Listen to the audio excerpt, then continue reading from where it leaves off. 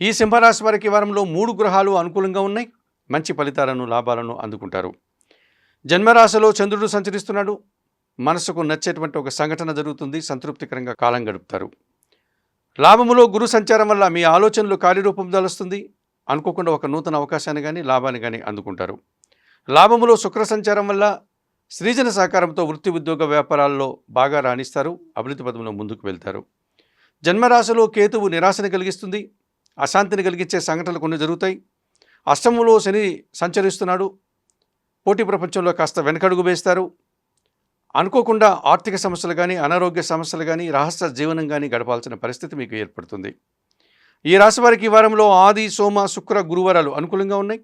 దానాలు ఇచ్చేటువంటి క్రమంలో ఈ సింహరాశి వారు ఉలవలను బాగా ఉడికించి బెల్లం పొడితో కలిపి ఆవులకు ఆహారంగా దానం చేయండి.